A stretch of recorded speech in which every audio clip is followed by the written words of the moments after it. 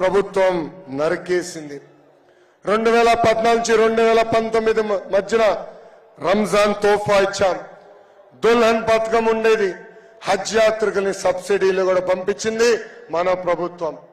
ఇలా ఆపేసిన కార్యక్రమాలు తిరిగి ప్రారంభిస్తామని మైనారిటీ సోదరులు కూడా మేము హామీ ఇస్తున్నాం. ఇంకా ఎన్నికల ముందల ప్రభుత్వ ఉద్యోగస్తులు కూడా హామీ ఇచ్చాడు ఈ జగన్. వారంలో సిపిఎస్ రద్దు చేస్తాను. 200 వారాల తర్వాత జిపిఎస్ తీసుకొచ్చి మోసం చేశారు. ఉద్యోగస్తులు తెలుపుతున్నా, ప్రతి నెల 1వ తారీఖు నాడు జీతాలు చెల్లిస్తాం. మెరుగైన ఫిట్మెంట్ అందించే బాధ్యత కూడా మేము తీసుకుంటాం. పాపం పోలీస్ సోదరులు కూడా మోసం చేసిందండి ఈ ప్రభుత్వం. వాళ్ళకి రావాల్సిన టీఏ అలవెన్స్ కట్ చేసింది ఈ ప్రభుత్వం. పాపం ఎస్ఐ గారికి 10,000 రూపాయలు కట్, హెడ్ కానిస్టేబుల్ గారికి 8,000 రూపాయలు కట్, కానిస్టేబుల్ గారికి 6,000 రూపాయలు కట్. పోలీస్ సోదరు కూడా తెలుస్తున్నా, 3 నెలల్లోపు పట్టండి, మన ప్రభుత్వం వస్తుంది. అధికారంలోకి వచ్చిన మొదటి 100 రోజుల్లో జియో 79 మేము రద్దు చేస్తాం. జగన్ పని అయిపోయింది. అందుకే ఎమ్మెల్యేల్ని ట్రాన్స్ఫర్ చేస్తున్నాడు. ప్రజలందరూ ఆలోచించాలా. మన ఇంటి చెత్త తీసుకుని పక్కోడి ఇంటి ముందలేస్తే అది బంగారం అవుతుందా? బంగారం అవుతుందా? అవుతుందా? చెత్తే కదా. మళ్ళీ ఒక్క నియోజకవర్గంలో చెత్త ఎమ్మెల్యేని ముఖ్యమంత్రి చెప్తే పక్క నియోజకవర్గంలో బంగారం ఎట్లా అవుతాడో నాకు అర్థం అవట్లా. జగన్ ఎమ్మెల్యేల్ని మార్చాలనుకుంటున్నారు, కానీ జనం జగన్నే మార్చాలని నిర్ణయం తీసుకున్నారు.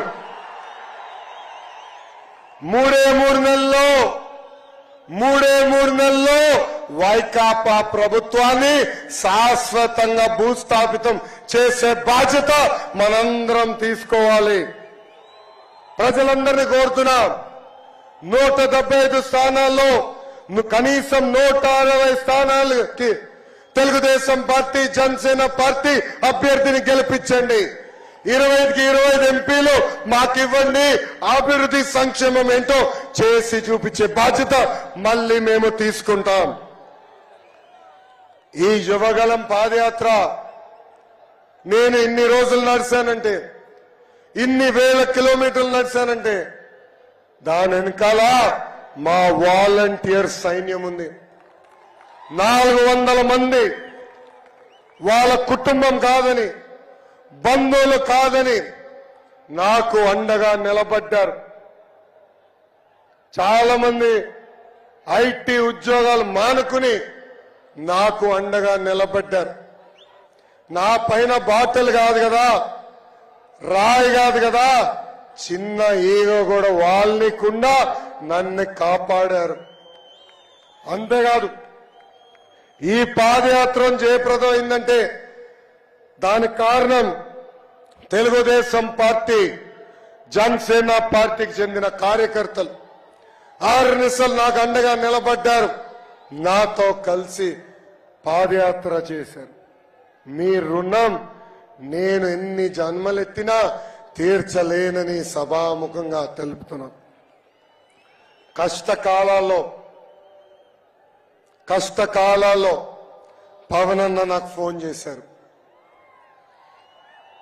ఆనాడు బాబు గారిని జ్యుడిషియల్ రిమాండ్కి పంపిస్తే నాకు ఫోన్ చేసిన మొదటి వ్యక్తి పవన్ అన్న. ఆ రోజే చెప్పారు, ధైర్యం ఉండు Lokesh, we're all with you. Babu గారు ఇలాంటి తప్పు చేస్తారని ప్రజలు నమ్మరు, ముందలకెళ్ళని చెప్పారు. కానీ బాబు గారిని ఆ రాజమండ్రి జైల్లో చూస్తే చాలా బాధ కలిగింది. బాబు గారు ఉన్న బ్యారక్, ఆయన మొదటిసారి ముఖ్యమంత్రి అయినప్పుడు కట్టిన బ్యారక్, ములాఖాత్ చేసిన రూము ఆయన 3వ సారి ముఖ్యమంత్రి అయిన నప్పుడు కట్టిన రూమ్. దేవుడు మాకు ఒక పరీక్ష పెట్టాడు అనుకున్నాడు. మనందరి అమ్మ భువనమ్మ మనకు అండగా నిలబడింది. నేను బాధపడి కళ్ళంతా నీళ్లు పెట్టుకుంటే కొండంత భరోసా.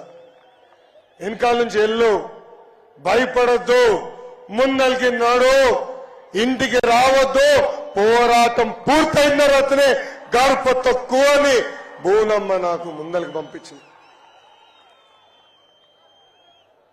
ఈరోజు ఇంటికి వెళ్తే విచిత్రమైన పరిస్థితులు ఉన్నాయి. మొన్న తుఫాన్ వస్తే ఒకరోజు బ్రేక్ వచ్చిందని ఇంటికి వెళ్ళా. దేవాంశ్ కూడా నన్ను చూసి ఇంట్లో ఏం చేస్తున్నావు, నడవాలి కదా నువ్వు అంటున్నాడు. అంటే ప్రజల కోసం, ప్రజల తరపున ఈరోజు తెలుగుదేశం జనసేన పార్టీ పోరాడుతుంది.